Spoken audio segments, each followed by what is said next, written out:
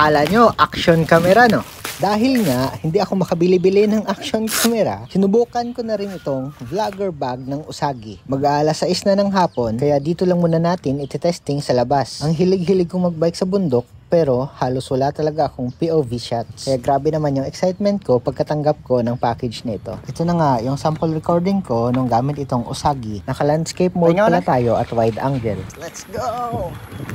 At dahil hindi ko pa ito na-adjust, nakayuko yung angle ng camera kapag naka-attack position tayo sa bike. Pero don't worry, may diskarte tayo dyan. In-adjust ko nga yung bag at tinaas ko malapit na sa leeg ko. At solved na ang problema sa angle ng camera. Lagi ko itong nakikita sa mga vlogger ng motor. Kasi nga, wala naman talagang issue kapag nakamotor ka kasi straight lang ang upo mo. Kaya napakaganda talaga ng angle nito. O diba? Kailangan mo pa ba ng action camera niyan? Ito nga pala ang Usagi Vlogger 3. Ito ay intended para sa landscape shots. Pero napakasulit nito dahil pwede ka pa rin mag-portrait shots gamit ang extra packet nito. Fully functioning bag rin pala ito na merong dalawang quick pouch at zipper lock sa kabilang bahagi. Medyo malaki din pala ito kaya kasya dito ang mga tools mo kahit magdala ka pa ng 3 damit. Makapal din ito at napaka-quality talaga ang materials na ginamit. Ngayon, makakapag POV vlog na tayo sa next ride natin. Kaya kung nagdadalawang isip ka pa, go mo na yan bro. Check mo lang ang link dyan sa description.